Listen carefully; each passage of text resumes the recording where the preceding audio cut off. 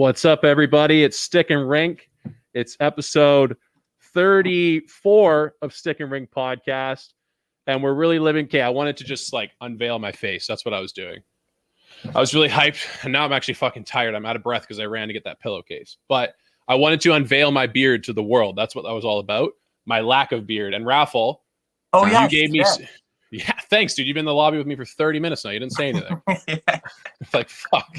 Dude, literally, I love it. Shaved off 2 pounds from my face. Okay, I got a story about it later on, but I followed Raffle's advice. He told me last time, he's like, I hate people that have no mustache but a beard. And I was like, bro, how about the opposite? How about no beard and just a mustache? Yeah. I came at him with that one. How's that one?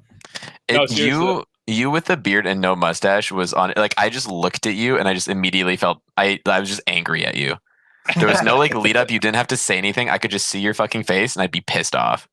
Yeah, that's fair. That's like when my girlfriend sneezes. I told her that like the instant she sneezes, I get rage. Like I can't stand that sound, but it's how it is. Hey, before we go any farther though, guys, we got to do this. It's our friends over at DraftKings. StickinRink episode 34 is brought to you by DraftKings. You see the promo code in the screen with the background of the mud because you're in the mud now. Welcome to the mud, where DraftKings sponsors the mud. Promo code THPN at sign up. Use that with your first deposit. You get a free entry. You can win thousands with that free entry. Thousands of dollars if you play your cards right. But other than that, DraftKings has plenty of Masters competitions coming up. That's going to be the featured contest coming up this week. We've got the Masters kicking off in Augusta, Georgia on Thursday this week. And I know that there's some contests out there that have it over $1 million in guaranteed prize pools, along with tickets into other prizes as well. So there are contests like this for $10 entries where you can win $1 million. That's huge. And I've told this before, a couple episodes. Do not put John Rahm on your team. Don't fuck around like that. He's about to have a baby, so you do not want that on your shoulders about to win $1 million. But Josh, any other? Give me a hot take for a golfer right now. Someone, don't give me like a top 5 player. Give me like a 10 to 50. Like who's in there that you got? Oh man, I don't. You know what? After his big win, Jordan Spieth today, boys, just jumped to second favorite to come behind Dustin Johnson to win the Masters. So if you want to ride the hot hand, baby, is he gonna collapse? I don't think so. Little Spiether, hot, baby. Spiether might. He's the second favorite right now. That's insane. What a never guess. After today. Well, he had a hot run back in January to February too, I think, or maybe February to March, something like that. But he was going off. So that's insane right there. So that's it. Yeah, guys, use promo code THPN at sign up. That helps us out. That helps the boys out. Just keep podcasting and continue to help out our sponsors and make us look good. Minimum $5 deposit is required though, and there are eligibility restrictions. So please see DraftKings.com for details. But other than that, boys, so here's what it is. Here's the situation for today. Now, we're in a very unique spot right now because we are fortunate enough to hopefully have Tara coming on the podcast, known as the gold, I already forgot it. My God. The glove drop. I've got different glove analysis I was about to say the gold glove. No, she's at the glove drop on YouTube and Twitter. Hilarious hockey personality out of the New York area. Now, we might have had some miscommunication on when that's happening. So we might be about to get accidentally stood up, but we're just going to roll with it. So Josh and me probably have a ton of experience just in getting stood up in the regular world. So this is like water off a duck's back. We're good to go. I don't know if Raffle's been there before. So this might be like a hold his hand with some Kleenex. Yeah. No, I'll be fine. Okay. I like to think I have a very high emotional intelligence, but honestly, I have no fucking idea. Hey, have you heard the phrase that the most incompetent people are too incompetent to realize they're incompetent? Yes, absolutely. Does that describe me perfectly? Absolutely. Yeah, I thought so. That's right. I kind of pictured my analogy was me and Josh are the parents and you're our young kid and we're leading you into a scary area. We're don't worry, it's going to be bad, but we'll take you through it. I think you guys are the parents who think that I'm not as well off as I really am in the situation that I'm in. And you feel like you need to over supplement me with information so I won't get my heart broken. But realistically, I'm just fucking cruising. Yeah, you're just doing good. Anyways, so you know what? Raph has been in cruise control his entire life. Straight out the womb, cruise control. steady coasting, steady 50 kilometers an hour. There you go. So we've got it in the DMs right now to jump in at any point over the next hour if she sees it. So if that happens, all the merrier. If not, we're just going to roll without it. We will be prepared. But boys, let's just get into our intro, man. Let's catch up with the boys. Let's see what's happening. Josh, buddy, how you doing, man? Dude, fucking very complicated question for you. How you doing? Dude, I'm doing amazing, man. Couple things happening. Baseball's back. Hence the jersey. Go Sox. Mm-hmm. Let's go. Our year, Alex Core's back being the manager after serving that 1-year suspension for the whole fucking Houston Astros scandal from a couple years ago. So we got the morale back. Boys, I'm diving headfirst into baseball season this year. Plus, MLB The Show is coming to Xbox, and I will be buying that. And that is all I'll be doing over summer, pretty much. So that's going well. I went to the driving range today. Boys, the swing's nice. The swing is nice. Love that. But if I get on a course, it's going to be bad. So, yeah. Anyway, other than that, it's going amazing. Josh, here's a question. I just concocted this in my mind, and we're going to get to Raffles' feelings in a second. But I just concocted this thing in my mind. Do you remember when Dave Portnoy did the U.S. Open challenge, where he basically like, can I complete the U.S. Open with like unlimited strokes or something like that? Yeah.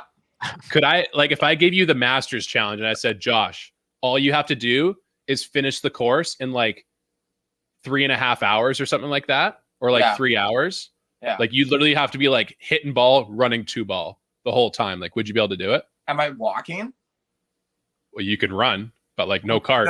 No, sorry. So like, like I can't have a golf cart. No cart. No, dude. Just your two legs, and you're carrying your bag too. Wait, can I? Okay, couple questions here. First one, can I have my pull cart? No, you're carrying, dude. Old fashioned carry bag. Fine. Bag carry, that's fine. I can live with that. Josh, Josh, don't even take a bag. Take 3 clubs. You can cover so much ground quicker. Raph, you don't have to lug around a fucking bag. Like, think about it. If you're on a time restraint. What about my balls? What about my tees? Dude, you got pockets. Dude, imagine that though. Imagine if he underestimates how many balls he needs. He's like running out as time goes. Sticks like 4 in the drink, and he's just like, fuck him out of balls. Okay. So the only other stipulation, well, some of the other stipulations, the rules of golf apply where like you have to wait for your ball to stop rolling before you can hit again. So like you can't just like putt and like drag it in. If you like any hazard, like you have to like properly drop where you're supposed to drop and then hit again. Fair. Yeah, so, things like that. Just to confirm, it doesn't matter about my score. Yes. No, it doesn't matter. And this is the big one. Am I doing it? Oh yeah, alone? you're playing. Yes. Are you doing you'll do it alone. You'll do it alone. I'm teeing off by myself. Yeah. Oh, dude, done. Easily. Done? You're playing from 3 hours? You're playing from the champions tee, dude. So basically what you're saying is I'm going to skull fuck my drive off the champions tee. It's going to roll to the white tee, and I'm just going to be like, well, this is where I started anyway. Yeah. Shane in the comments, he points out a good point. It just says, if you have unlimited hits, you can just hit it a bit every time and just make progress. But I think where I challenge the person is, dude, that's still going to be like 2 hours of swinging and running. Like, yeah. Like if I asked you to go on like an out, even like a 45-minute run, you'd kind of be like, fuck, dude, I don't know. Wait. Here's my thing though, is I've done golf rounds under 4 hours before. Okay. Like with 4 people. Now, granted, I'm not carrying my bag. Does that slow me down a little bit? Yeah, maybe. But dude, like I would say that I could do that round easily under 3.5 hours. I wonder what a good time is to challenge you with. Like, what would be a hard one? Do you think you could do it in your current physique, or do you think you would still need to train for it a little bit? What? Dude, bro, you don't train to fucking run a golf course. I don't know, dude. You're going to be doing a lot of swinging. You're going to be doing... How much do you think... I think you'll run a little bit. I think you're going to be out of breath. No, dude. Absolutely. Well, that's the thing that's going to tire me out. Dude, you know what would be funny? Just walk. If we could somehow put a stipulation in there where like you can't hit like wussy shots, like you have to full swing at the ball.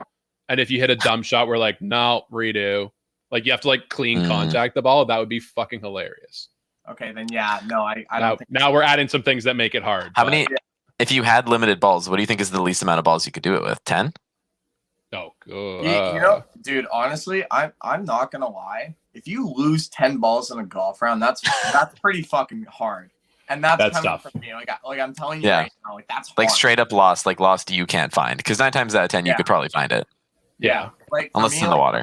Dude, we have friends that somehow like they could hit it to fucking Narnia and they still find their golf ball somehow. So I don't know how that works. But I think that's a swipe at somebody that's not watching right now. That comes out of the bushes with a pink ball. That's all I do, dude. Drop swipes left and right. Okay, we can move on though. Raph, how you doing? I'm good. I had a pretty good week at work, and now it's my Friday. Came home, had some Easter dinner kind of with my family, and now I'm here. I took a nap. I had a beer like an hour ago. Slept on it, and now we're here. What? Nap and a beer, podcasting, and then we're gonna be gaming later. I came home. My dad's like, "You want to have a beer?" I'm like, "Yeah, for sure," but I got to go take a nap. He's like, "Oh, we'll just drink a quick one." I just like sculled the beer in like 10 minutes. I'm like, "All right, see you, Dad." Just fucking went upstairs, passed out. There you go. Dude, one of my favorite quotes of all time, I think, is Jimmy Valvano at the ESPYs, I think is the award show. Yeah. And his quote's actually like very meaningful. It's like, if you laugh, cry, and think all in the same day, that's a full day. But Raffles' version of that is like, bro, if I nap, drink, and game, that's a full day right there. 100%, dude. 100%. It's like set. It's like a to-do list. It's like a checklist that I have to tick off all these goddamn boxes every single day, and I almost get it right all the time. Seriously. See, for me, it's like a flow chart. If you were to pick 3 things that you do and you consider it a full day, so what would they be? So Raph, what would be 3 things that you would do in a day and you're like, fuck, like that was a good day? Mine, skate, play hockey, and take a nap. I'm dead serious. If I do those 3 things in a day, I'm like, cool. So wait, you've got skating and play hockey? Sorry, skating / play hockey. Okay. And then play golf. And then take a nap. Damn. I would have to do snowboard in the morning, brewery by midday, and then probably cap out the night with gaming. Oh, okay. Rad, and then you'd mix in a nap after the brewery. 100% I would, dude. Before game. I got this one here. I'm gonna try and satisfy all 3 areas. Are you gonna try and work a disc golf into your fucking routine here? That's actually like those are like the updated odds of my life. Like if I did like what's hot right now, what's hot in the streets of Elijah's life, that's probably number 1. But banging chains. I would say what I'm gonna go to instead is I'm gonna say we're going. I'm not gonna say romantic brunch, but like boyfriend brunch in the morning. I'm going to play spike ball in the afternoon. I'm going to crush hours of spike ball. And I mean like spike ball in 30-degree weather. Like I want to be drenched in sweat, covered in sand, the whole 9 yards with that. And I'm capping the night off with a bonfire, late night bonfire. So the aspects of my life, I don't want to feel like a dirtbag boyfriend. So spend some like quality alone time. That's fun. Get out of jail free card. Yeah. Then 2 is time with the boys. And I mean like athletic time with the boys, like just the boys being the boys. And then the 3rd one is like the whole group of friends. So it's like trying to, and sorry, completely fuck the family. Like didn't even mention the family whatsoever, but Elijah, can we talk about spike ball? Just because like you probably like spike ball more than anybody I know. Yeah. But you I'm also up there on there. You also lose more than anybody I know. Yeah. I will say that's probably one of the like toughest relationships I have ever. Yeah. Do you think it's just like, do you think every time you like prepare to play spike ball, it's also like a mental game, like testing your mental toughness and seeing like how much longer you can do this for? No, it's no, I've cut out, like I've actually taken like the loser way out of it. And I've just said like, I kind of do the, like, it doesn't matter. Just have fun. Like you kind of pull that. You kind of pull the "it's not me, it's my teammate" card all the time when you lose.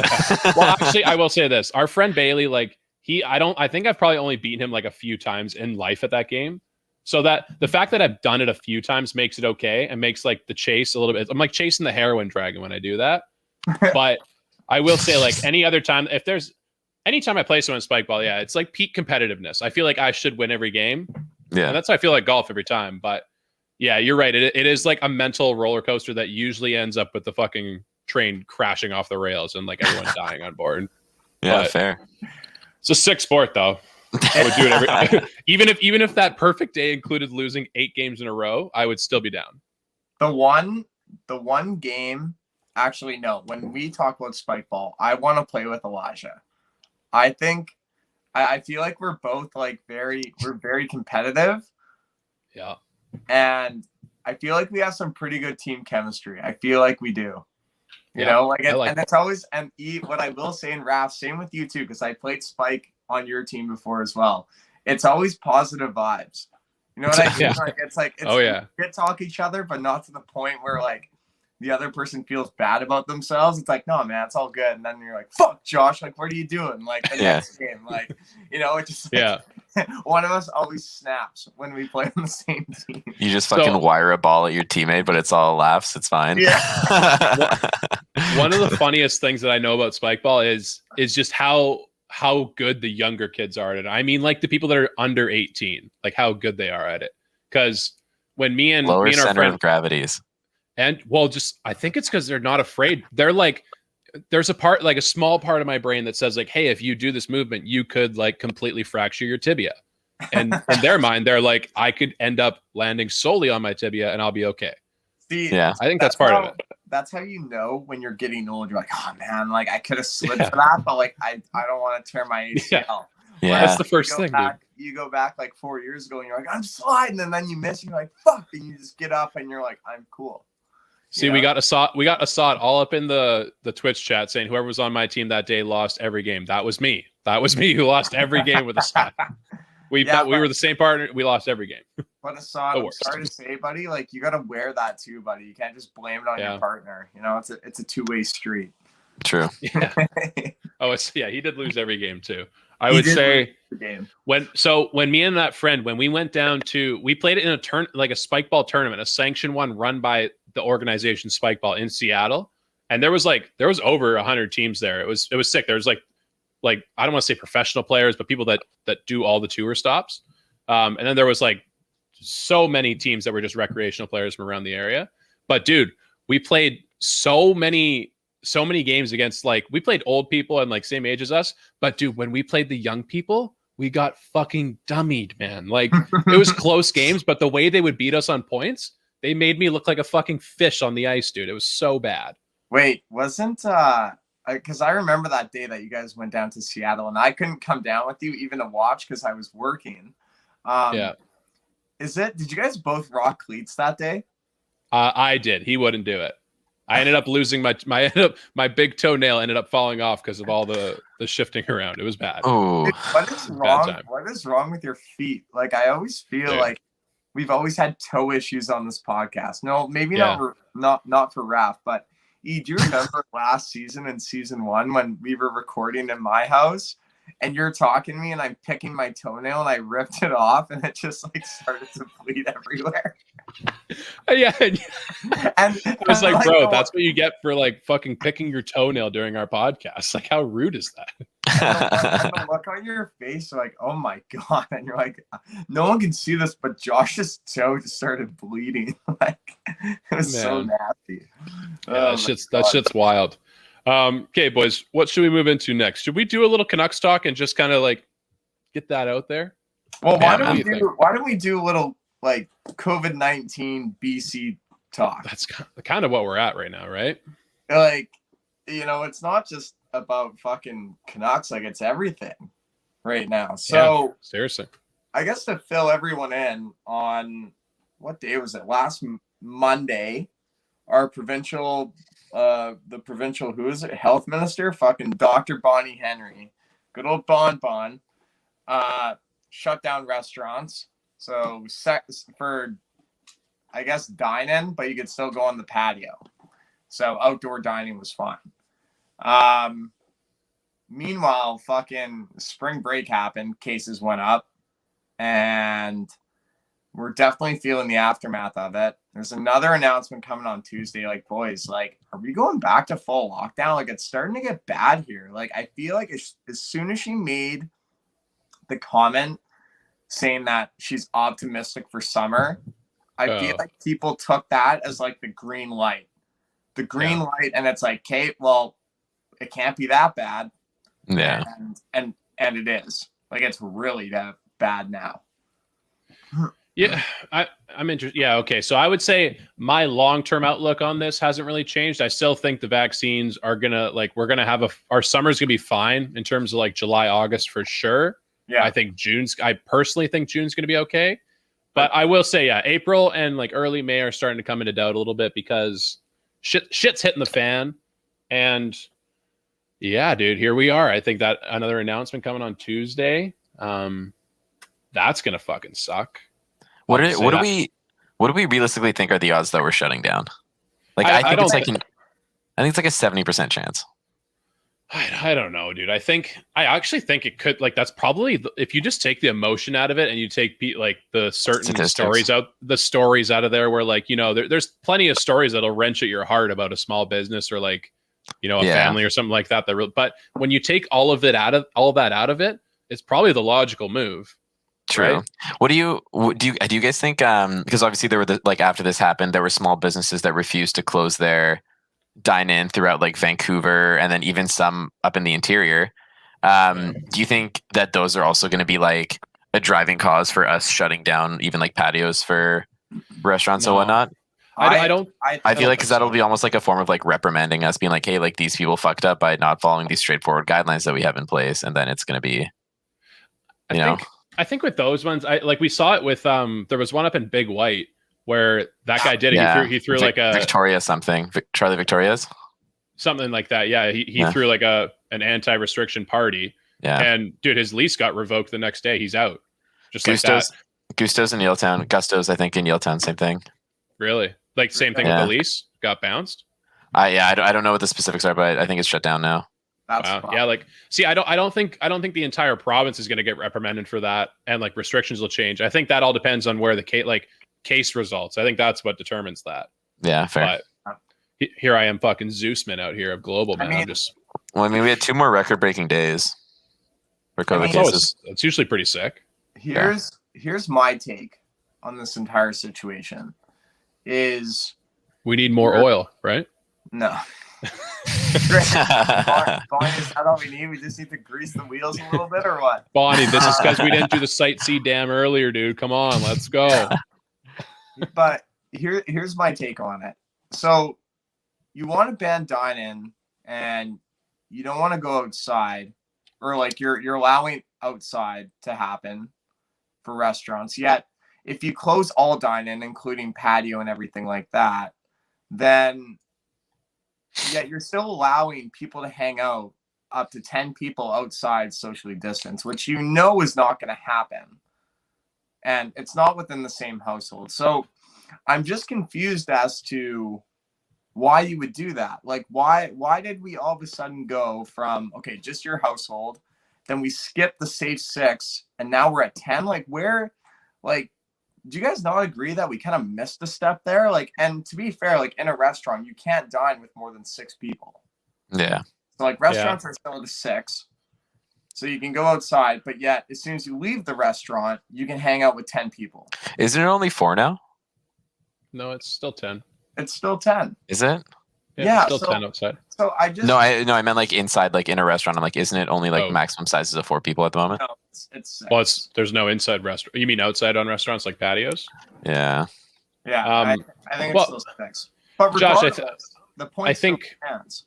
Yeah, I think the comparing it to last year, the reason they did the safe 6 thing is they didn't have any scientific data like what was spreading things, like what was the biggest spreader. Looking at it now, I mean, the answer they give us, I'm one of those guys, I believe what the government tells me. I feel like that's so weird. I have to address that nowadays. I'm like, hey guys, I'm not a conspiracy theorist. But yeah, when they say that all the restrictions are based on what they see case transmission happening more often than not, like the odds are saying that indoor dining spreads more than outdoor gathering, especially like you hear things about how there's certain restaurants downtown that was linked to over 100 cases. Like, I think those are the type of things that when you hear, okay, indoor dining, over 100 people got infected, even though it was just one restaurant, maybe they had those are types of restaurants that have their protocols checked and something still happens, not at the fault of the restaurant, but just the fault of that's what transmits easier, right? I think that's where it comes down to. But yeah, for sure. I mean, like it's I'm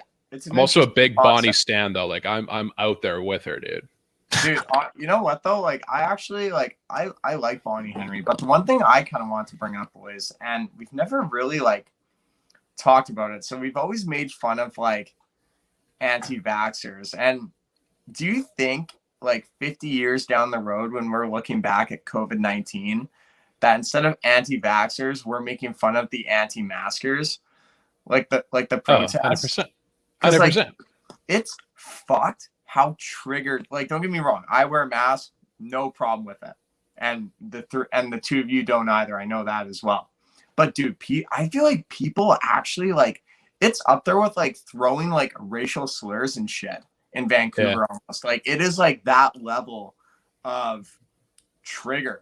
And well, it's because it's like it's nuts. It's slowly becoming like a high sensitivity topic because so many people have like conflicting opinions on it. You know what I mean? I know. Like one group of people believe this, one person believes that. It's like political, right? Yeah. It's wild. See, this is what I would say. I would say that about those group of people, it's you call them anti-maskers, even anyone that's willing to just like make a giant scene instead of like, I don't know, peacefully protest, whatever you want to call it. Anytime they want to make a scene about something like that, about a mask, those are the exact same people that like they're never satisfied with anything, right? Yeah. Like, you know what I mean? Like they're the type of people they're like, what the fuck? Toilet paper is supposed to be on sale. It says right here in the flyer. It's like, bro, that's last week. And they're like, the same people that raise a fuss in grocery stores and restaurants, in bars. They're the same people that get kicked out of bars every week, dude. Those are those people. Yeah, they're almost like anarchists. Yeah. Type deals. But shout out Mark Donnelly. I want to get him on the podcast. I think that'd be a fire episode. That'd be like a genuine talk with an anti-masker, right? They're pretty fucking dope. I don't know. Let's relate this though, guys. Let's jump this to where we're supposed to be. Isha's watching probably. We're a hockey podcast, guys. We are part of the Hockey Podcast Network. We are StickinRink Podcast. Let's tie this COVID. Are you okay, Josh? Yeah, dude. I'm just sorry. I had the Angels game on, dude. You know that player, Shohei Ohtani, that pitcher who bats and pitches? Dude, this guy just got fucking ran over at home plate. So catcher lost the ball, goes behind home plate, tries to recover, fires it off to first, overthrows it, then it goes back to home plate where Ohtani's covering. Some guy slides and just took his fucking legs out, and I'm just like, yeet. Anyway, back sorry. to the DL, buddy. So hockey podcast, COVID hockey. Before we jump to the Canucks, I want to make this comparison. Bonnie Henry is Roberto Luongo. That's what I realized earlier today, because like this is exactly what Vancouver did with Luongo, dude. He gave us such a fucking like great time when he first got here, and everyone like you couldn't in the early Luongo days, you could not find anyone on the street that would not take a bullet for him. Like you could walk up there and be like, "Hey man, take a bullet for Luongo." He'd be like, "Shoot me, I don't give a fuck." But like within 3 to 5 years, there was like it was the opposite. It was like it was so weird to be a Luongo fan, and that's what Bonnie Henry is now. Everyone at the beginning, remember we were making T-shirts. We were like, "Bonnie is God," and we were like so lucky to have Bonnie. And now everyone's flipped on her just because it doesn't work for her anymore. Yeah, it's crazy, dude. It's crazy. So she's Luongo. She had a bit more of a shorter half-life though than Luongo did. Like her entire situation turned over the course of like 6 months. days. Yeah, it's fucking nuts, dude. One calendar year, dude. She lived the accelerated Luongo life. Yeah. Dude, but isn't it crazy though how when you actually look into like the whole political side of it, where you can only have control over people for like a year, and then like people are actually gonna start to get like pissed off and hate you. Yeah, dude. Yeah. It's crazy. Rebellious children out here. Yeah, you know what I mean? And it's not like anyone like out here wants to like fucking like murder her or anything like that. But regardless, it's just like, holy fuck, like everyone's like, oh my God, like you're doing such good things. And then it's like, as soon as it doesn't go their way, they instantly flip. Yeah. And it's just like, fuck you. It's like, I love you or fuck you. And there's nothing in between. Yeah, that's all it is. Okay, so connecting this to hockey. So we are Canucks podcast, and here we are. When we last recorded, the Canucks had just postponed their game for that night, I believe. Mm-hmm. I'm pretty sure they had just postponed the game for, maybe it was Tuesday night. I can't remember. Either way, they had just postponed that game that night. And we were thinking to ourselves, because at that point, I think it was only Gaudette and maybe one other person that had tested positive. Yeah. And so we were thinking maybe contain, maybe get back to it in about a week, whatever, you know. So we're at this point now where I don't know if it's been confirmed, but it's been out there from media outlets that there's over 20 Canucks players and staff members that have tested positive right now that are in isolation, dealing with sickness. We got the YouTube chat going off with our boy Isha saying "Rip Canucks, rip season, RIP." I definitely don't disagree with that almost at this point. But yeah, so we are I think so that to highlight some things that have been said now. So I've heard conflicting reports about what the actual condition of the players are, how sick they actually are. Some Darren Drager said that there was like vomiting, dehydration, nausea, dehydration, diarrhea. And then I heard I think I saw from another reporter, I think it was Ben Kuzma of the province, who said that there's no confirmed reports of that happening at all. Like there's no player dealing with that on the Canucks, maybe staff, I don't know.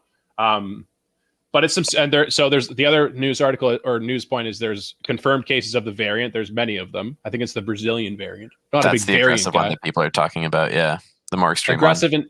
in transmission, right? Not in aggressive in transmission. I believe the symptoms are a little bit more volatile, kind of like on the vomiting, diarrhea side, that kind of thing. Interesting. All right. So yeah, we got that. We basically got the entire team out, and obviously the highlight is health is more important than hockey. Nothing else matters right now other than health. So I think we, as a podcast, as Vancouver's #1 podcast and pretty much the unofficial official ambassador of the team, we want to wish the players well and everyone well. Yeah, it's kind of a shit situation, right, boys? Yeah. And I think the shitty thing is, well, my other question is, how does this actually affect their season? Because they're only playing 6 other teams, so yeah.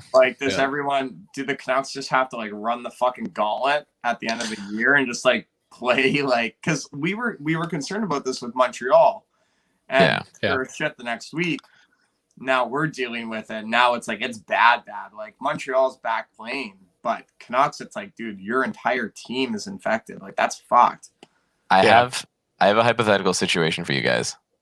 I love what if this might just be a dumb hypothetical, but this is just something that I was thinking about, knowing with how we deal with COVID at our work and everything like that. So because all these people are contaminated by COVID, and since a lot of them are in very direct contact of each other, are they just going to isolate everybody just completely in their own zones for 2 weeks, or are they going to be interacting with other people? And if that happens and so many players stay out, what are the odds that they just bounce the Canucks for the rest of the season, rewrite the entire schedule for the remaining teams, and then just kind of cancel their shot at playing, you know what I mean? Playing for the cup. Is that something that we could possibly see just with the sheer amount of COVID cases that they have? Well, I think obviously the NHL has a schedule to abide by. Yeah. Okay, that's what did that say? I just said they will cancel the season over that, over this kind of exposure and this kind of outbreak. Yeah. So I think Raph makes a good point. But my question though, from a Canucks standpoint is, okay, so let's just say Canucks season is done. You eliminate their games and then you just go back to playing. So you'll have if you're Edmonton, you play Vancouver, 2 at home, 2 in Van. Well, you get an extra 5 days off to recover. Yeah. Now, my only argument with this is, where does this leave us in terms of the standings? Because technically teams are just naturally going to pull away. Vancouver will finish dead last because Ottawa is just going to play more games. They could accumulate more points. So where does that affect the draft? How do they do that? Or do they just say, hey, you had X amount of games left. We'll cut it in half. We'll give you this amount of wins, this amount of losses, give you 500. And then we'll see where you end up in the standings and just kind of do it that way. Yeah. I think you could do that. That would affect different games or teams. So I'll bring up the comment from Isha on YouTube saying Raph nailed it, because he basically talked about the other comment, the win percentage. So that's basically how they'll end up ranking this division. It's if that's the case, if that's the scenario we go down where, like you said, way different games played, all that stuff. It's going to come down to, they're going to organize our division based on win percentage. And now that won't mean much for the top 6 teams because, like you said, that they will all have played the same game. So it'll just be the exact standings they're already in, but that will incorporate us into what we would have been. Now, I want to talk now all aboard the playoff train here. Now, this is going to be an awkward ride because I need to establish that this does not, I do care about people's health. I do care about the greater good of humans. I actually really hope they are all healthy and get healthy. Now, setting that aside, like we did earlier when we just do the logic thing, the Canucks, people, the thing that's getting me a little bit is that people are saying oh, the season was a write-off anyway, so let's just write it off. And there are some people, and then there's the obvious side of saying the health is the reason. I don't like Montreal lost the other night, dude. Where they're only like, how many games do they have in hand on us now? They have 3 more games. We're only 6 points behind. Now I'm saying it's quite a long shot. Talk to me now. Let's say the Habs lose their next 3 games, and we are 6 points behind, same games played.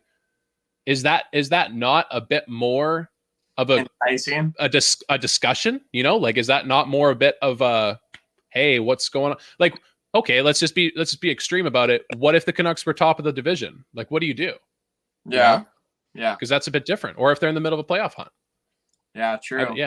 Great. That's what I think is crazy. Where I don't think I saw a posting by the NHL where they said the goal right now is to get everyone in the North Division to play all 56 games. And I know they're going to say that, but they said they'll probably go past the May 14th original schedule. And you know what? And they said maybe all 3 divisions start their playoffs before the North does because of that. I actually see that as a real possibility right now. I think you definitely have a point, but there's 2 things that I fucking hate.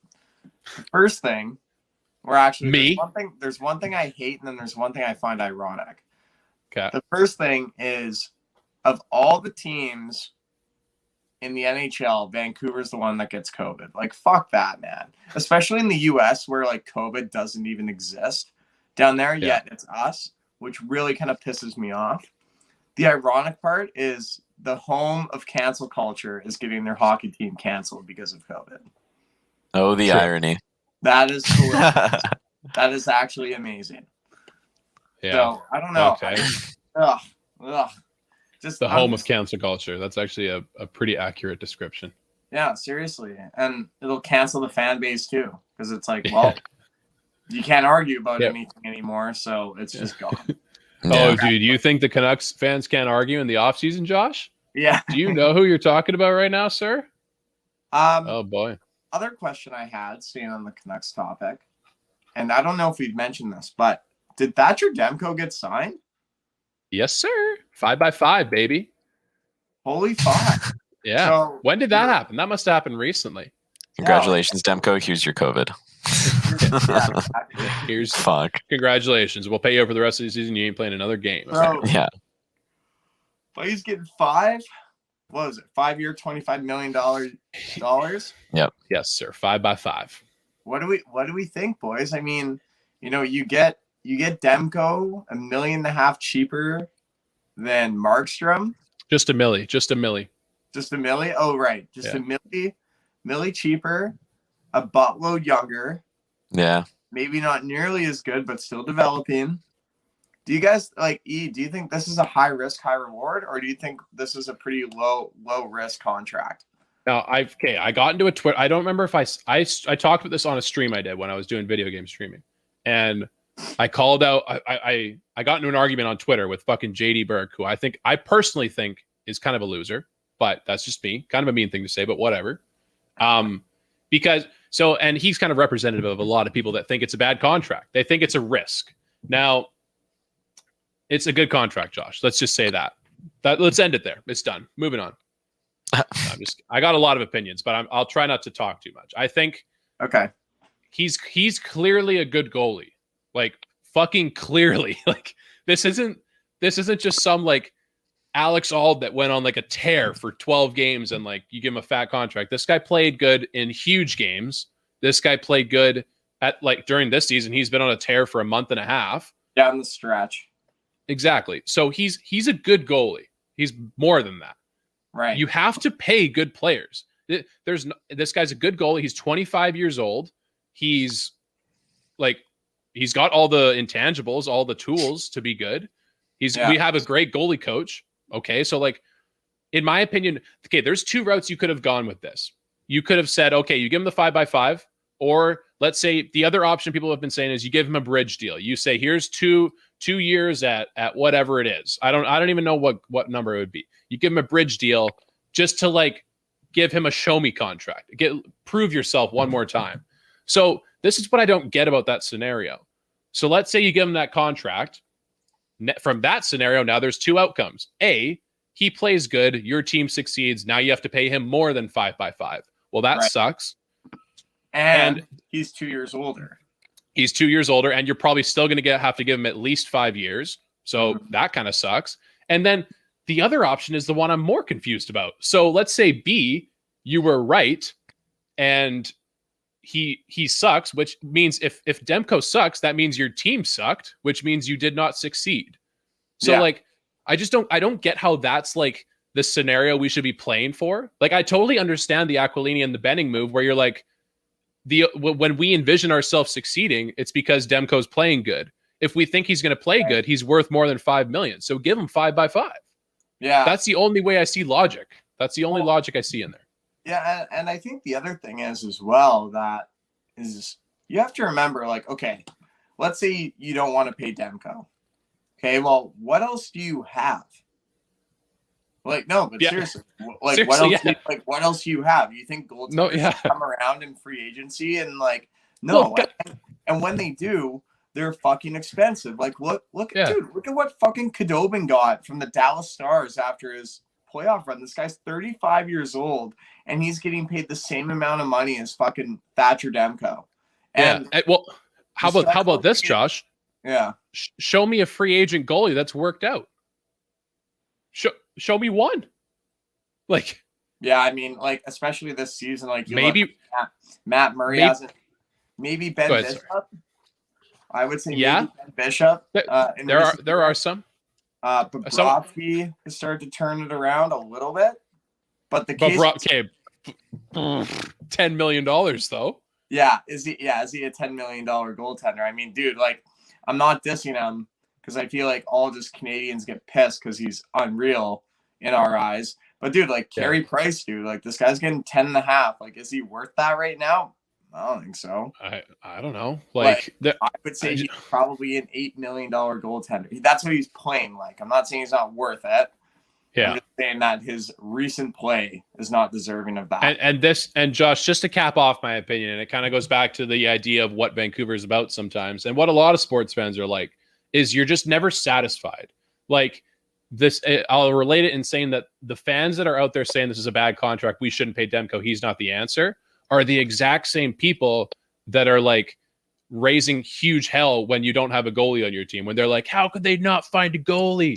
Holy fuck. Like, you had this many draft picks, you could have traded for him. It's like, you are the exact same people that when you have a goalie to take a chance on, you don't want to take a chance. And you know what? And this might be, I don't know if this is a hot take, but goalies, they're a crapshoot, man. I like, seriously.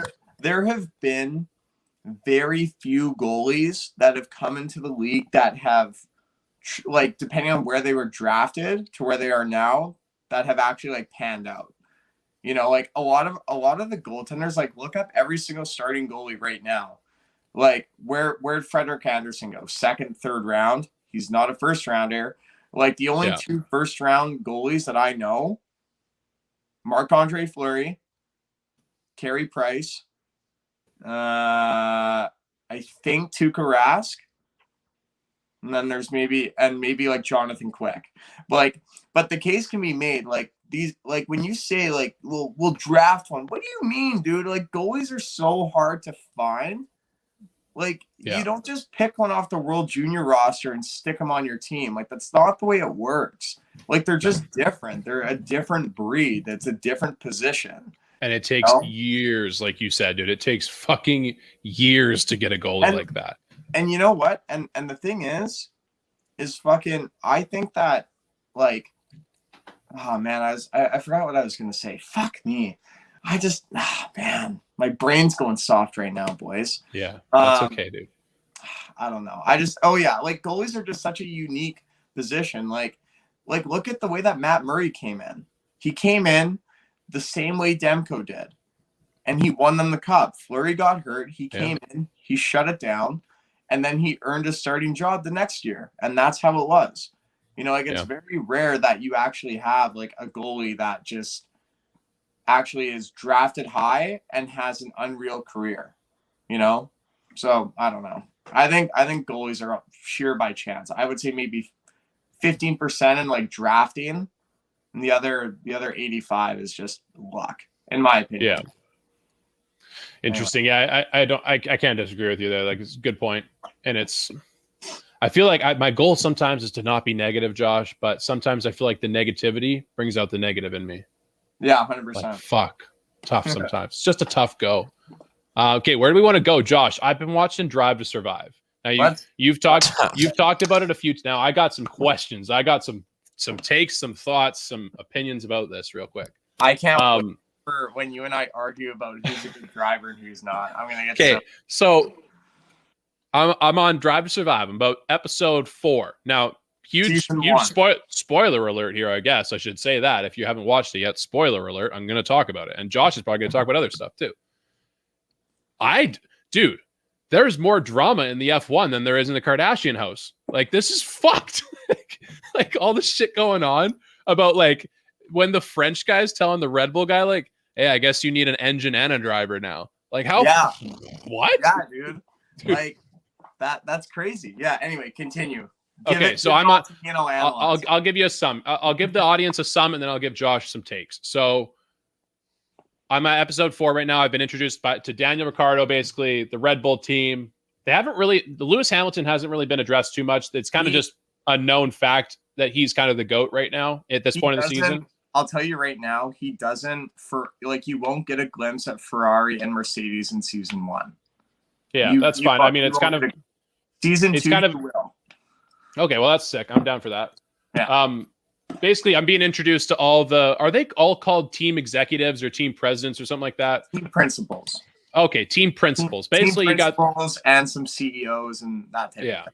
Okay, so you got the principal of the school district F1 of every team. Pretty sick. I'll admit that. They got their drivers each. So as far as I know, 8 teams, 2 drivers each, or 10 teams, 2 drivers each? 10 teams, 2 drivers each. So 20 drivers total. Basically, what I've learned is that Williams sucks. Williams needs to go. And that when I was watching TSN as a 22-year-old or whatever it was, and people were saying like, "Oh, dude, Lance Stroll, next big thing." Lance Stroll, just Canadian father, has money apparently. Yeah. Lauren or Lawrence? Lawrence. All right, sick. Whatever, Mr. Stroll, just out for a stroll. I would say, so the way they framed it, dude, they made me a huge Ricciardo fan. Like they pumped this guy up. He's fucking good looking. I'd suck his face. He's funny, dude. He's singing about his scrotum in the car. That's hilarious. Yeah.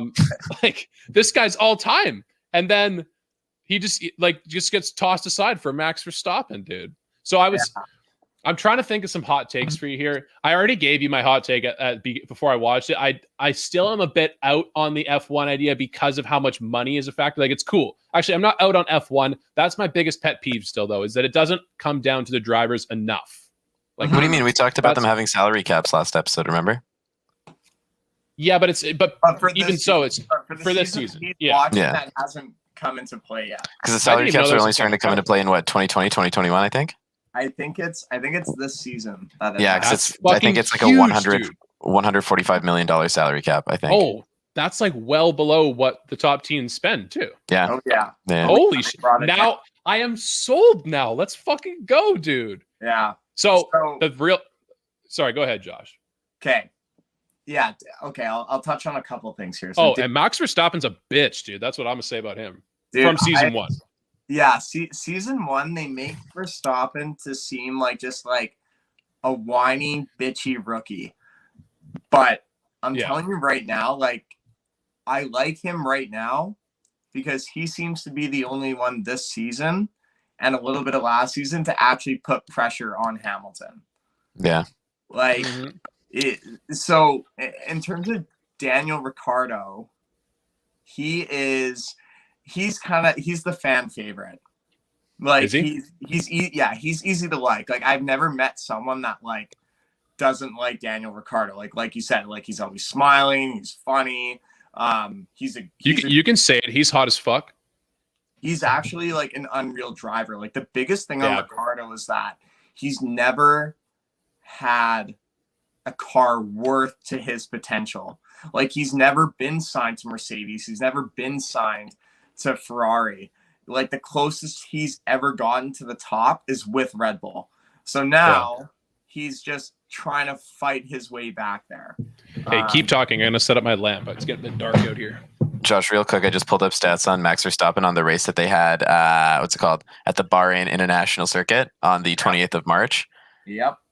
Speaking of putting pressure on Hamilton, 0.745 seconds behind Hamilton.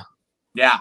Like, that's fucked. Yeah, he was right there. Yeah, legitimately right there. It could have just been like 3 turns that just like made the difference in that race. But you know what the crazy thing is as well, and I don't know if Elijah can hear me, but the biggest thing with it as well is like, what if you just have like a slower pit stop? You know, like what if you that's just all it could take. Your rear left tire just doesn't go on as fast as it should. Like that makes or breaks a race at that point. So it's interesting. So E, I have a question for you. Hit me, baby. What do you think of Gunther Steiner, the team principal for Haas? For Haas. Oh, he's kind of, I like him. He's got some energy to him. Dude, I do like him. He's a funny guy. You'll like him. He's probably the most comical, I would say. But yeah, no, he's good shit. So, dude, was it fucking the Haas team in season 1 that the guy was having a great race and they forgot to fucking put the tire on right? Yeah. Twice? Yeah, twice. They did it. What the fuck are we doing, dude? And you know what though? E, like think about how quick like their pit stops go, like for 1.8 to like 2.5 seconds. And you're changing a tire. I remember I sat out on the curb with you for 15 minutes changing a tire on your Honda Civic, and they're doing it in like, 1,000th of the time of that. So it's nuts. Like the one thing I will say is like there's so many things that can go wrong, and it's kind of beyond the driver's control. Like sometimes like your car, like you'll just like I encourage you to follow F1 on Instagram or Facebook, however, and just listen to their audio mics, and they'll just be like, lost power. And like the car just stops, like the car just dies. It's just like it's a $2 million car and it just stops working. Yeah. So like it's like sound. Okay, I have some rapid fire questions for you here. Okay. So first, does you know how there's 2 drivers on each team? Do they both have identical cars? Yes. Yeah, so it's exact same specs, everything. Okay. So same cars there. So here's one thing I don't understand about when the actual race commences. If I was a team like Williams or Haas and you're just trying to not fucking suck, you're trying to not finish last. Mm-hmm. It seems like every crash or every race, there's at least 1 crash, maybe 2, maybe more. Yeah. Right? So it seems like they'll do that in the series to kind of like totally like kind of spice it up. Obviously, would you say there's at least one crash every race? I wouldn't say there's a crash, but it's a good to fair chance that there's usually a couple DNFs. So like their car dies, like there's a mechanical issue. Sorry, I should have said that. Yeah, or like there might be like, it may not be like a crash, but like some guy might like you have to remember these cars are so sensitive. Like if you were to kick one, Elijah, like if you kick the front wing, like it breaks. Like it's sensitive as shit. No, seriously, like they're not like it's made from like carbon fiber. Like it's not metal because it weighs too much. So it's just like they're very sensitive. So like if you barely touch someone, like if your front wing hits some dude's tire, 2 things are going to happen. A, your front wing is going to fall off pretty much, or you're going to puncture that dude's tire because it's so soft and it's just so sensitive that'll just pop. And like that's just the way it goes. Okay. Every car pit stops at least once, right? Just once in a race? You have to, the way that it works is you have 3 sets of tire compounds that you're given on a weekend. So basically each tire compound is just kind of it's either based on grip versus length. So like how long your tire will last versus how grippy it can give you. So it can go from hard, medium, soft, and ultra soft. So a hard tire it'll last you longer on the track. Like the wear won't deteriorate as quickly, but it may not give you as much grip. Whereas an ultra soft will be the complete opposite. You'll have grip up your ass, but you could only last maybe like 20 laps and then you have to come in and pit. So it's interesting.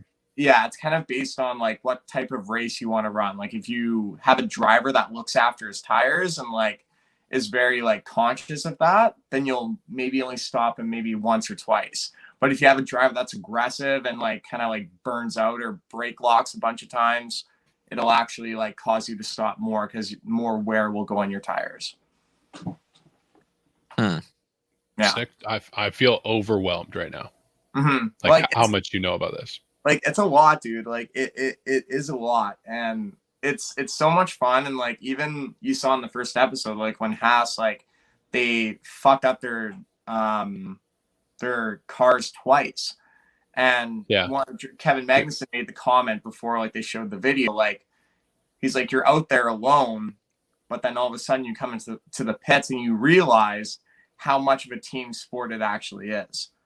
So wait, Razor in the chat is saying you have to use both compounds in a race too. Yeah, so you have to use at least two. So you can use like a super soft and an ultra soft, or you can use a hard and a super soft, or like a hard and an ultra soft. What the fuck? So you have to do that. You have to do that. So you and they have to be two separate ones. Yeah. What the fuck? Why? It's just one of the rules made by the FIA. So is the FIA, are we a little bit like the IOC? Are we a bit corrupt here, Josh? Do we got Dick Pound running things? Corrupt? I don't know. Like the FIA, like they're kind of like stewards almost. Like they're almost like judges. So like if you like that sounds real corrupt. So like if you do like an overtake and they deem it illegal, or if you don't have the proper racing line and like you hit someone, like it's all kind of based on like right of way on track. Yeah. Which is an interesting one because it's almost like BCAA like evaluating your driving. It's like, no, you were at fault. No, you were at fault. And it's just like the verdict kind of comes down to like what they see on camera.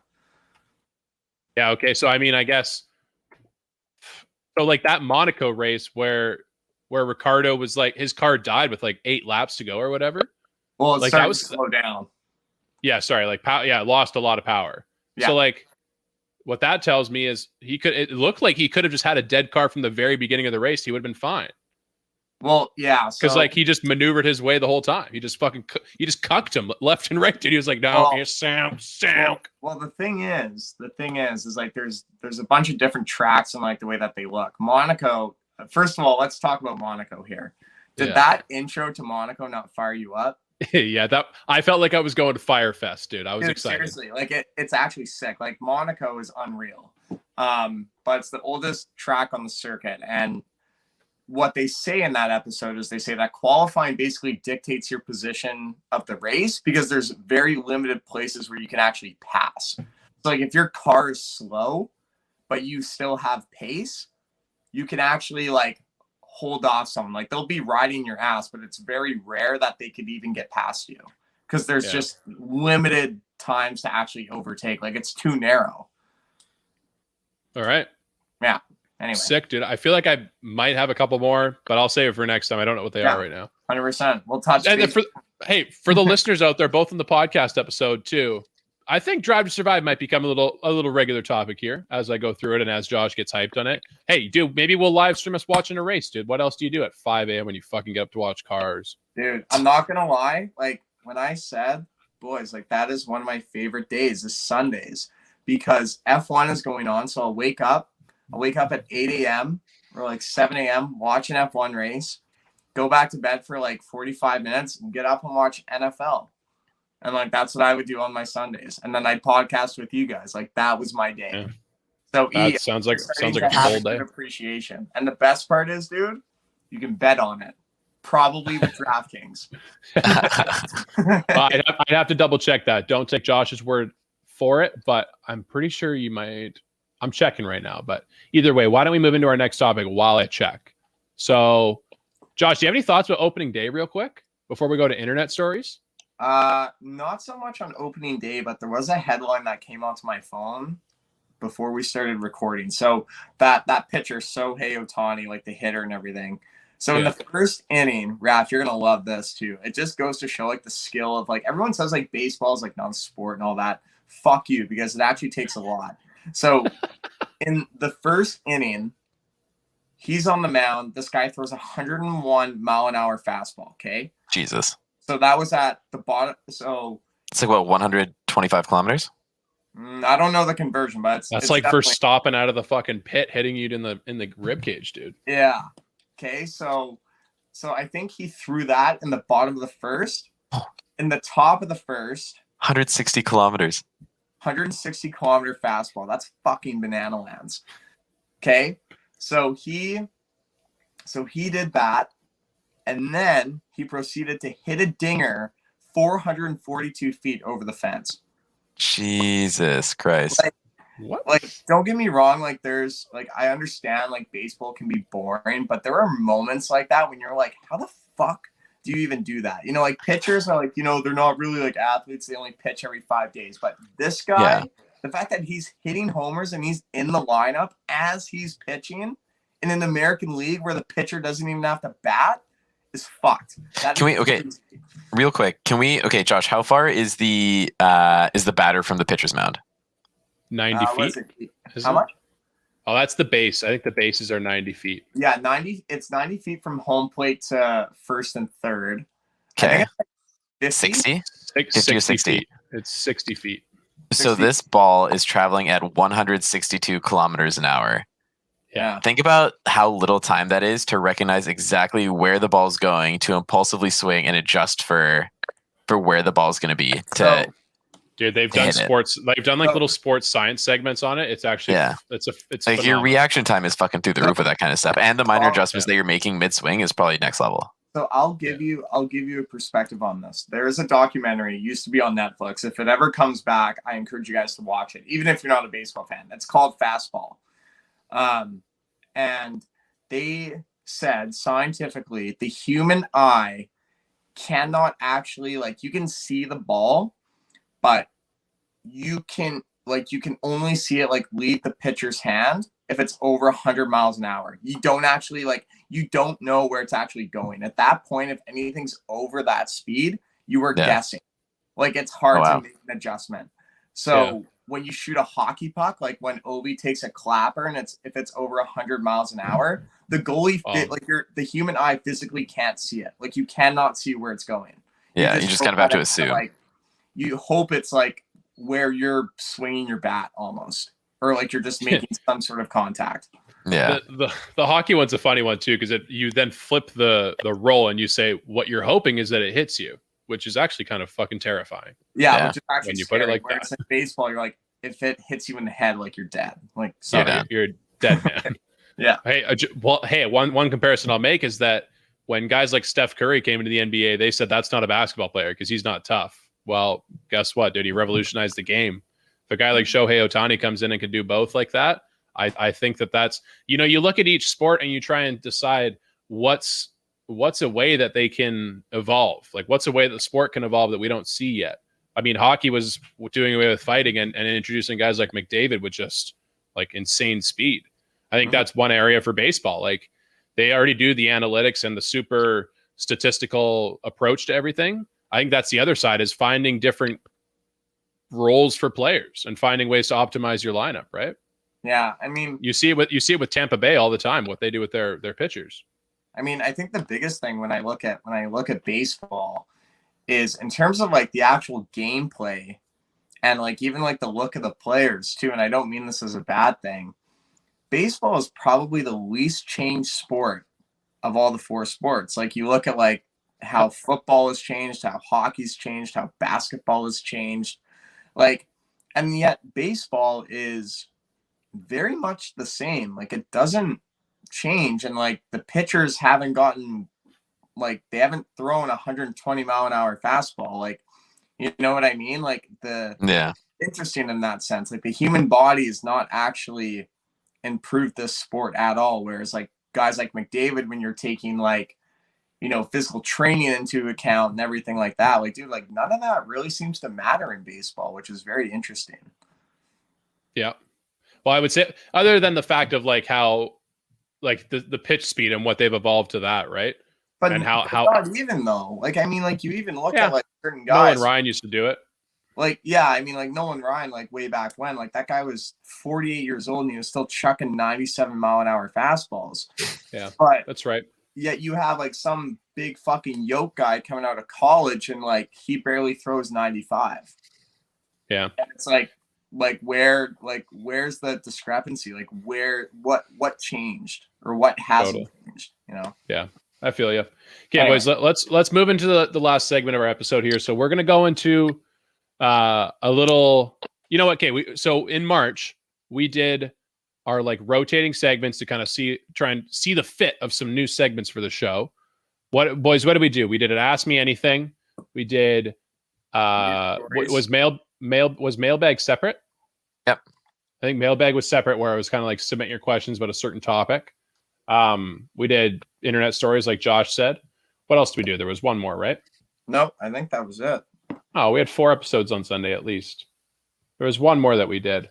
Oh, did we? I was going to say, did we talk about a random sport?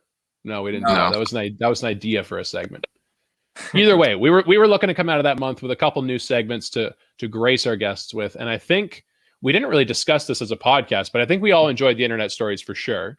Yes. So I don't think we're going to officially say which ones are sticking and which ones aren't, but we had some good fun with some of them. So why don't we kick it out into the second edition of the Internet Stories pod, or the Internet Stories segment?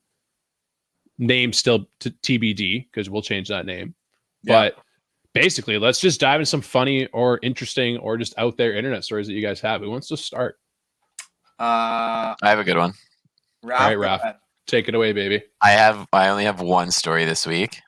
Same. Okay. But I think it's an interesting one, and I want to get your guys' opinions on this because you guys are gamblers and I'm not a gambler. Yeah. I'm not really, but I have an opinion. Yeah, fair. So there's this article that came out on IGN today. So like we've all played video games, we've all grown up video games, and it revolves the concept of loot boxes in video games. So for those who don't know, loot boxes are essentially things that you used to be able to purchase in games, which would give you a random draw at something cosmetic for the game. Doesn't impact the overall outcome of the game, just kind of, it looks cool. It gives you style points, that type of thing. And it basically was a really thorough article that relates these things such as loot boxes to premature gambling problems in children.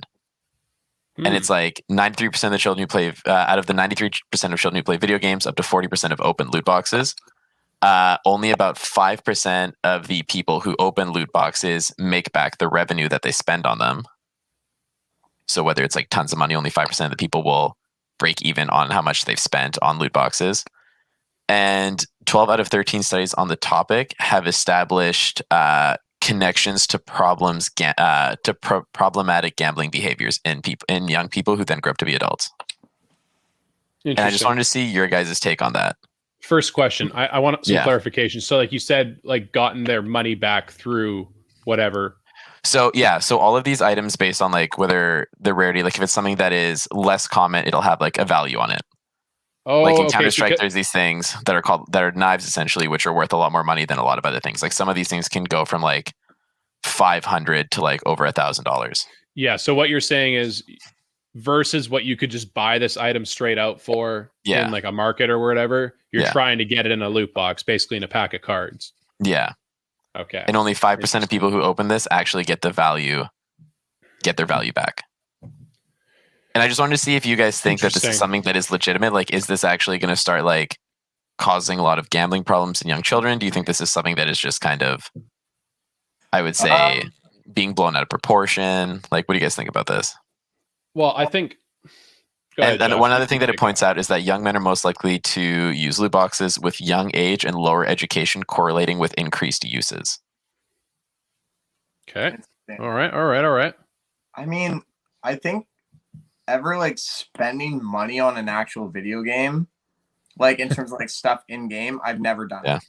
I've never spent, like, not even on apps on my phone. Yeah. Like I never have. Like I think maybe the one that I have ever at least like contemplated, like have I ever paid well, actually I shouldn't necessarily. No. Okay, I've gotten like value packs. Like when I got Modern Warfare, I got like the premium deluxe edition, so I got like some cool guns. Oh, okay. But that is like from face value. Like I've never, like that's like original purchase of the game. I had the intent of purchasing the game, not I've got the game and then I'm like, oh, like I want that. Like I'm gonna go buy that. So I've never done that. But like I know people, like I used to play GTA 5 with a guy who spent like $200 on the game. Yeah. Like of in-game stuff. And I'm like, it was sick. Like it was cool. But I'm like, dude, like I'd much rather just like play the game and like try and work my way up to that. Because like it kind of takes out the fun from all that. Would you guys not agree? A little bit, yeah. In a way, but it's also kind of like, oh, like I could just roll the dice on this thing and see if I get it earlier. You know what I mean? Yeah, true. But I mean, also at the same time, for me, like once I've bought the game, I have no intention of spending more on the game. Fair. Yeah, and I would say this one, like my opinion of what Josh is saying is, I've never been a guy who can like rationalize buying something for cosmetic reasons. Like if it makes you better at the game or if it like gives you an advantage, I see that. Okay. But I've never been a fan of like buying cosmetic things, but I see why people. Okay, what the fuck's going on in the chat? We got B Fiddler saying call him out. I don't get what he means. He's saying that Josh is lying. Josh has definitely spent money on a video game of some sort. Essentially, is what he's getting at. The only other thing you've probably bought is a battle pass, right? Maybe that's it. I guess true. I guess that was like that was like Fortnite and Apex and COD used to do that for seasons. Whatever. It was like once every. Yeah, but don't you technically like you can actually like buy the next battle pass if you play the next battle pass long enough? So yeah, but you had to have bought one. Yeah, so like if I've played the game, then it would be I've spent $35 on something that if I continue to play this game, I will continue to buy free battle passes with what I've had. Yeah, yes. Battle passes are very different though, because battle passes, like in this article, it talks about the one solution to these types of things is showing like how much you need to spend for it, what exactly you're going to be receiving. But okay, so I'm going to talk about another thing because Elijah, you were saying that if because like if it's just solely cosmetic, then it's then it's like you just can't care about it, right? Yeah. Let's look at something like Counter-Strike, where it's like I think the odds of you getting a knife from Counter-Strike is 0.01%, give or take, let's say. So that's what, 1 in 10,000, I think. Yeah. Sorry, you said like 0.1? 0.01. Yeah, that's 10,000. Yeah. So each of these cases that you can open that will potentially give you a knife is $5. Well, 7 cents for the case, let's say, I think it is, and it's like for something for the key. Let's just say $5 just to break it even. If you get one of these knives, let's say, this knife will have a $500 plus value. Does then that kind of give you some incentive to purchase it if you're actively playing the game? I see what you're saying. Like it could be more about like what the dollar value you could get for this if you resold it. I get that. There's like there's totally almost a lottery scheme like to it, right? Yeah, and that's what it's similar to. Like you would never. This doesn't. This lends itself. This compares itself well to a certain aspect of gambling, like the lottery concept, right? Like the thing that I would say though is, I mean, I grew up with my mom buying lottery tickets. I kind of knew like the minute I took one statistics course in high school or even high school or university, I knew right away, like, oh, okay, probably not worth it. Like, I think you're kind of exposed as a kid where as a kid in your mind, you're thinking like, oh my God, I'm smarter than everyone. I know the answer. I'm going to do a lottery ticket this way. And like, you find out like, no kid, everyone's thought of every scenario. That doesn't work. Right. So that's kind of, And this kind of ties into the thing that they talked about in the article where it's like lack of education is a very big lack of education, and lower age is a really big driving factor in this. Yeah. I could totally see where, you know, if these kids never learn about what the statistics are and like what, you know, if you told them like, okay, if you actually played the math of like how many times you'd have to spend $5, what you'd end up spending. Yeah. That makes sense. Right? Yeah. $50,000 before you get that $500 knife. So like, dude, how many, my first memory or one of my first memories of understanding all that was when someone showed me the odds of a roulette wheel, like what it is, red, black, and green. And you thought, well, fuck, that kind of sucks. Like, I just thought it was 50-50. And then you kind of get exposed to the real world, right? Yeah, I agree. Cool. Anyways, that's my internet story. Nice. I guess my fun little tidbit. My internet story is definitely not as mind twisting as Raffles, or not mind twisting, but more of thought provoking. Thought provoking. Yes, that's the word. My internet story, boys, is about Danielle Bregoli. Does anyone know that name? No, I don't. Okay, everyone. Raph, do you know who Danielle Bregoli is? No, fill me in. She is the Catch Me Outside girl. Oh, yeah. Yeah. Holy shit. So it was released this week. So I guess she had just turned, I don't know. I think it was 19. Real quick, if you guys don't know, we're getting rated on Twitch. If you guys don't know what that is. That's that's so sick. What should we take a second to say? Okay, I'm gonna go right through the chat right now and say, Chief Steve, I'm a fan. Nest the Tea Queen, I think we could get along. Hey, it's Bray, not a fan. Jesus Christ. That's my immediate thought. Sorry, Josh, go ahead. So Danielle Bergoli, so she turned 19. Pretty sure you have to be 19 years of age to start an OnlyFans. So take a guess on what Danielle Bergoli did. Take a guess what she did for her quarantine birthday, boys. Now it's not 18, I believe is the age. Okay. So it's not the fact that she has been that she made an OnlyFans. I don't care about that. It's the fact that she made $1 million in the first day of her OnlyFans. One day, she made $1 million. 6 hours, not even one day. 6 hours, dude. 6 hours? Yeah. 6 hours. That's fucked. So I don't know what the math is on that, but I'm pretty sure it's like almost like $220,000 a fucking hour. Bro, she's making fucking Ronaldo money. It's like 175,000. I think it's like 165,000 an hour, give or take. Yeah. Anyway, that's more than McDavid makes. I'm sorry. Like, what the fuck? So, I just and don't get me wrong. Like, credit to her, man. Like, I'll give it to you. But like, she looks like an alien. Like, what? She actually looks like an alien. Like, she does not look like she's from this planet. And the other mind fucking thing is, like, I've always wondered, like, so then I went down the rabbit hole today, okay? So I saw Danielle Bergoli, I saw that story. I'm like, fuck you, Catch Me Outside. I'm like, fuck you, Dr. Phil, for blowing this girl up. Yeah. And then I thought, I'm like, okay, have you guys ever heard of Whoa Vicky? Well, Whoa Vicky? Whoa Vicky? Whoa, no. Like Whoa, WOAH, and then Vicky. No.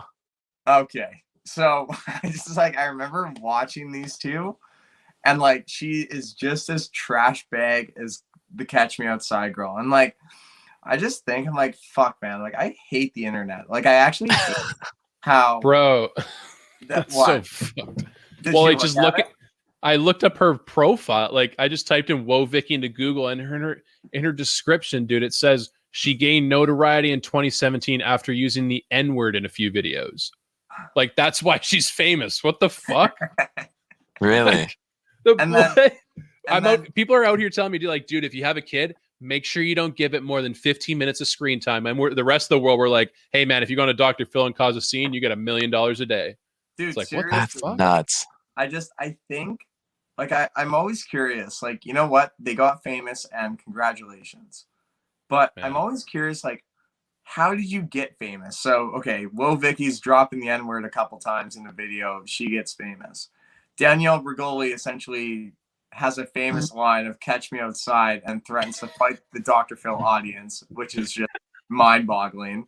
Because wasn't she saying that to her mom? Yeah. Wasn't she saying that to her mom? She was saying that to the audience too. She's like, "Catch me outside. How about that?" And like, she's looking at the audience, and like, everyone's making fun of her. Dude. And of course, the internet just hook, line, and sinker, just like, and she blew up. And like, this girl has like millions and millions of dollars, and yet here we are, three good guys, good tax citizens. I wouldn't go that far. Three hardworking, grinding the 9 to 5. Three decently tolerable guys. And then we got these two trash bag kids that are just better than us and more successful than us in every single way. And it's just upsetting. Fair. Dude, they tell you when you're young, man, good people always win. Hell no, dude. Invert that a little bit, dude. If you think that's something that people got famous for, that, like, think about the whole TikTok trend. You know what I mean? Oh, dude. Yeah. Like, people got famous and rich, of just fucking dancing on TikTok, social media. Like, sure, it's kind of a fucking weird, creepy approach, but I mean, like, Vine, dude. Vine was Vine was fucking same thing. But that was like our equivalent. But it's like the same thing. You know what I mean? Mm-hmm. It's just nuts. Well, this is why, as a podcast, we kind of have to be united on the idea of like whatever the next thing is. You just have to like it. You almost have to be like an army guy on standby. Like it should just be like, hey guys, there's a new app. I'm calling you in, and we all just sell our souls for like a few weeks, and we just get super good at it, and then hopefully get paid $1 million. We'll only do it if we unionize beforehand. Ah, fuck that, dude. Fuck that, man. But like, here's the way that I see it as well. And Elijah, is you being a stock guy will appreciate this analogy or comparison. Mm-hmm. I find that like new apps or, just kind of, you just have to be like in the right place at the right time. Or you just have to like, you know what I mean? Because once you hear of it, it's already gone. You know what I mean? Like the ship I would say so, yeah. Like you have maybe like 24 hours to jump on the bandwagon. Otherwise, you're just a follower. 24 hours. I don't know about that. But seriously, like that's actually the way it seems. Like I feel like TikTok was like famous in like a week. And like you were either famous right away or you just weren't. And that's it, Yeah. Yeah. Well, anyway. Isn't that where all like the Sway House and all those kids came from TikTok? Yeah. Maybe. Yeah. Dude, like, hey, I mean, I make fun of those people, but how sick is that, dude? Not only are you and your friends rich, but you were dope enough to say like, hey, why don't we all just go buy or like live in a mansion together? Yeah. And that's like better for business. Like imagine that. Yeah. Fuck, dude. Yeah. Anyway, that's just my life. So that's my story. The Catch Me Outside girl has an OnlyFans. I subscribe. Check it out. I supported local businesses, small companies, stuff like that. Yeah. Bad baby. Dude, what's fucked is we're gonna have to see her when she's 35 and like she's gonna struggle, dude. Like, right? She's gonna tank at like 30. Well, she probably before that, but I imagine like how long do you think it builds before it just absolutely tanks? I think she's got a couple of years left before the bubble bursts. Like, dude, do you think she hits our age? Years. She's got 7 years. 7 years? 25?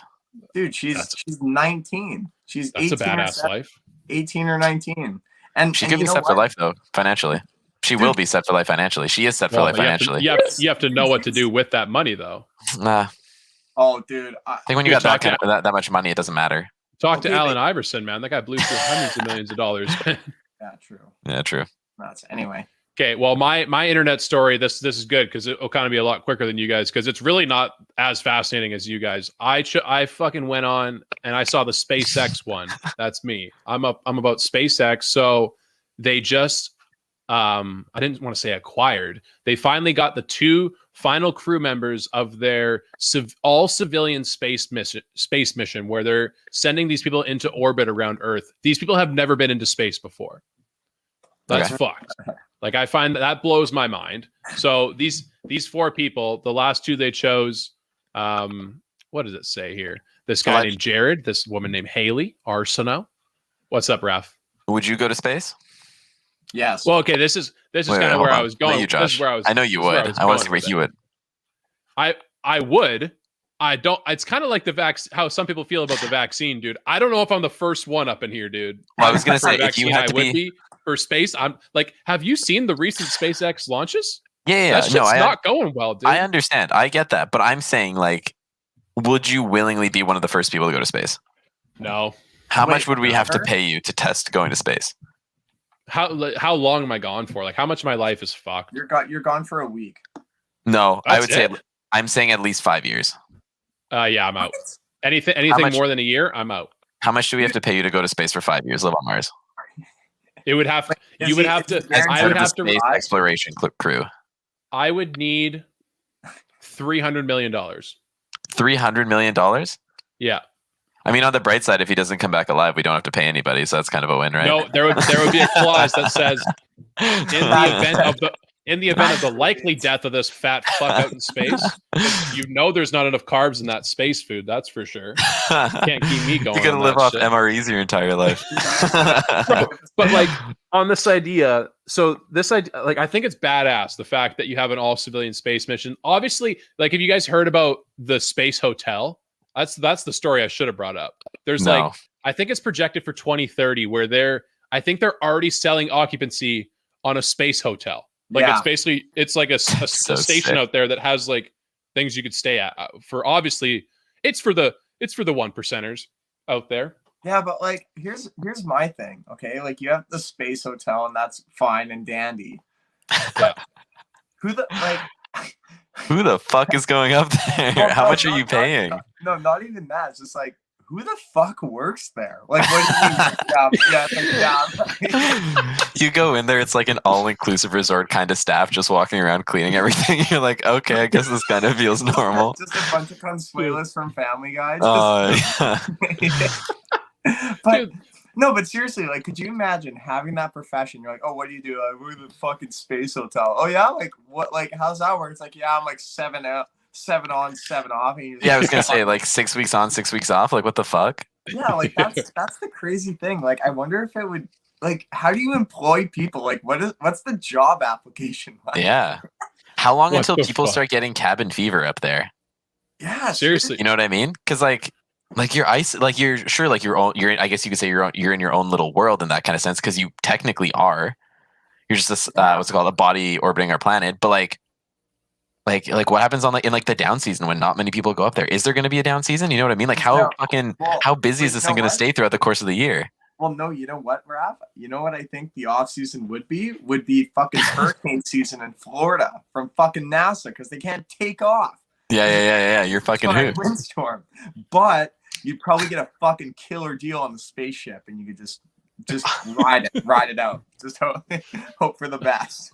Signman in our chat is wondering how you get fired. He's wondering if people just get ejected out the side of the building. Yeah, probably. So I did a little digging. This There could be space some hotel, paperwork, but yeah. the construction is scheduled to go ahead on 2026, and they think it's going to be ready to go by 2027, like ready to launch. Okay, I'm not. We are 6 years away from having a fucking space like the Hilton up in space, dude. How big are they planning on? How big are they planning on this thing? How many stories is this fucking space hotel? How big is it supposed to be? So it says comprised of 24 modules connected by elevator shafts that make a rotating wheel. So you haven't given me a size yet. I want to know like a size. Like, okay. That's a good question. I do not know that yet. I've really just skimmed this article. Yeah. Because would they shoot them all up there? Would they shoot each module up like one by one and then slowly get somebody to go up there and like start connecting them? Would they like piece it together like the International Space Station, or like how they do it? I have no idea. It just looks like a Ferris wheel. Like it looks like the wheel of a Ferris wheel just got shot up. I imagine it just gets shot up into space like that. I think that's what's happening. You know what I picture? You know what I actually picture is. What happens if they fuck up the alignment of orbit and then it just comes back down to Earth? Yeah, that would suck. Holy. It's like on your right will actually be entering the atmosphere unexpectedly. And here on your left will actually be re-entering the hey, let me ask you guys this. Yeah. How much would it take for you guys to do the Red Bull Stratus? Remember Felix Stratus? Oh, the guy that literally skydived from space. Oh, fuck me, dude. That was in like 2012 or 2010 or some shit, wasn't it? Yeah. Didn't he almost die doing that though? So no. I think he passed out at a point, didn't he? No. Okay, so he went into. Okay, wait, I have a follow-up question. After this question. Well, he went into uncontrollable spinning. So I just want to lay the preface here. Yeah. If there was no uncontrollable spinning and it was just like you were just skydiving, you were just at a really high altitude, but you had to pull the chute. Yeah. Could you guys do that? And like there would be like a little like green timer, like pull the chute. And fuck. And it would be a directed landing. You wouldn't have to do anything, but you would actually have to jump. No one's there to push you. Bro. I would need, when you say timer, I would need like all the lights in my space helmet to just start fucking blinking uncontrollably and like a loud like foghorn noise to remind me to pull the thing, because I'm gonna be fucking panicking the whole way down. You wouldn't go unconscious. You would have like a fucking Iron Man thing, like Jarvis, be like, pull your chute now, Raph, and then you would just like hit a button. It would pull, it would open, you wouldn't die, but you still have to jump from that height and you have to get up there. Holy fuck, dude. No, I would never do that. I think I could. I feel no chance. If you could guarantee me the other stuff, and all I got to do is pull the cord when it tells me to pull the cord, I'm down. Now, dude, what if your friends fucked with you and that first cord didn't work? Yeah, the Jarvis, the robotic voice in your helmet's like, haha, psych. Do you remember? Keep going. Raph, you used to show me these guys. Was it a Jake and Amir or something like that? Yeah. When the guys that used to prank each other. Oh, prank wars. Yeah.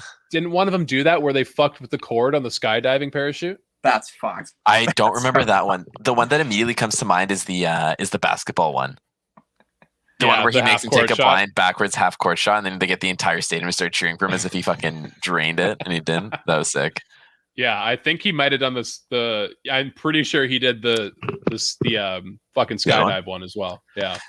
Okay, I had a question for you. Do you guys remember that fucking G-Force simulator that they have? A G-Force is it just like an average? It's like an average amusement park ride, right? I don't know. I don't remember what the proper name of it is, which fucking sucks. But it's like one of those things that they put you in, and then you just keep constantly spinning really, really quickly, so your body can adjust to like G-forces. I believe they maybe do it. I think they do it for fighter jet pilots as like part of their training, so they can adjust to like essentially when they break the sound barrier, all that kind of shit, right? Yeah. Would you guys sit in one of those things rotating at the speed it does? Because it's basically like you have to. I think what you have to do is you have to maintain like proper posture and like try and like go into the force, because otherwise if you let the force take you, it actually causes blood to rush out of your head, which then forces you to pass out. What the fuck? Yeah, have you not heard about this? Like you have to like lean forward and you have to stay like focused, but like eventually if it like presses you into the seat and you're like stuck like this, you'll just get knocked out. Like it's insane because and then you die though. Don't you die? You don't die. Like they'll start slowing it down. You'll start coming back to life. But it's actually I'll send you guys a video later. It's fucking wild. They'll resuscitate you. Yeah, you'll come back to life eventually. But like, would you guys do that? Like knowing that you will 110% pass out at this speed? No. How do you think I feel when I go in to get a blood test? Is that what it's like? You just start spinning so quick. I open the door and I tell myself, like, I guess I look forward to waking up. It's the exact same feeling you guys have when you close your eyes to go to bed. You're like, I guess I'll wake up tomorrow. That's what you hope for. Right. Yeah. Okay. Fair. So yes, I would do it because I'm experienced in that field. I've got past work experience. I love it. Real quick, your guys' guess, how much do you think it costs to stay in the space hotel? I think it's going to be upwards of like $15 million. For how long? I think there's only one option. I don't know how long it. 1 year. It just says per trip. All inclusive. A week today, all inclusive. Yeah. You're paying $325,000 for a week. No, I'm going like 15-20 million. So the article says Virgin Galactic, for example, plans to launch passengers into suborbital space at $250,000 per trip. Let's go. That's lower than Raph's. Let's go. That's Fuck insane. You, Josh. But these people are also fucked, dude. They say, however, the team behind Voyager Station have said they're hoping to eventually make a stay at the hotel equivalent to a trip on a cruise or a trip to Disneyland. So they're gonna have to find like some way of having way more affordable fuel to get them all the way up there. Well, these are the people that believe, like one of the quotes at the beginning of the article says, like, what people don't realize is we are living on the cusp of like deep space exploration. Yeah. Sorry, not deep, but just like in like way more regular space exploration. How cool. Have you guys seen Elysium? I think the movie's Elysium. Yeah, that's a great movie. I love that. That's with Matt Damon? Yeah. Yeah. So how cool. Or is it Mark Wahlberg? I don't anyways, fuck it. Doesn't matter. It's Matt Damon. Not important. But how cool would it be, let's say, if like we developed like this is like the start of it kind of, and like obviously we have all the satellites floating our planet. How cool would it be if we eventually formed like an artificial ring around our planet, kind of like what Saturn has, but like artificial and just like made of some sort of like community type thing. You know what I mean? Where it's like only the rich and really, really wealthy would go and live up there. Like how interesting would that be? And then the Earth would be like the slums. And follow-up question, like on the topic of how sick that is, which group of people do you think will outlive the other? Because I think we can all agree that sometimes when people get very, very wealthy and they're able to afford things like this, their social status kind of gets in the way and it causes things to become a little bit more volatile, where it's less wealthy people tend to be a little bit more humble, just generally. Yeah, I would say if you're talking about like outlive each other without intentionally trying to hurt the other group, then I would say that the people on Earth are going to be much more resourceful. But as far as like medical care and technology goes, the people up in space will be way better off. That's literally the plot of Elysium, right? Like that's how crazy it is, where it's like they have the cure for everything up there. So maybe they just outlive everyone that way. Yeah, true. Oh, that's crazy. Space exploration, guys. We're out here talking about a canceled hockey season. People are trying to go to the moon, dude. All right, boys. Oh, well. Hey, before we go, though, I need to show I've been working really hard on this. I'll say about 50% through it. I just want to hear some encouraging words about how I'm doing. Do you guys like my cactus? I actually don't mind that. Oh, dude, the camera. The camera does not like the cactus. No, that's not bad. I like it. I like that. Hey? It's nice color blending. Ross. Thank you. Bob Ross. It's starting to look like Bob Ross a little bit. Hell yeah, dude. So, I think by the next time you guys see me, there's about a 40% chance I might have my haircut. We will see. Why is there only a 40% chance? Because I just realized we're going to talk again on Tuesday. And that, like, basically, am I getting a haircut tomorrow? Probably not. So, are you going to get a mullet? I thought about it. Yes. Yeah, but if she throws us into lockdown, I might wait till Tuesday to see what Bonnie says. Bonnie is going to dictate my next haircut. Like, do I get a mullet? If it's lockdown, it's a mullet for sure, right? Oh, 100%. Yeah. If it's lockdown, I'm doing like cul-de-sac. I'm like, hey, can I shave my chest hair too into a big Canucks logo? Like, what's going on here? Give me the Leahy. Yeah, seriously. All right. Well, okay. So let's debrief this episode real quick for the podcast listeners mostly. Obviously, we planned to have a guest on today. That didn't happen, probably because of me. Probably my fault along the way somewhere. I'm fully ready to understand that. I'm pretty sure we will have her on at some point, so that we'll just reschedule that. But as for today, if you're on the stream, watch us right now. I think at some point tonight we'll be hopping on another stream, right? We might. We'll see. Might be. I want to be streaming some tabs tonight, so I think I'll at least do that for an hour, probably at the end of the night at least. So we shall see. But other than that, guys, promo code THPN at sign up. Go to DraftKings.com. That's really the best. One of the best ways you can help us, other than subscribing and telling your friends to follow us on Twitch and all the other platforms, that would be awesome. Huge for us. That's absolutely huge. But use promo code THPN at DraftKings as well. So other than that, we're signing off till Tuesday. And for the podcast listeners, it's Thursday. So check us out there, boys. All right. Adios.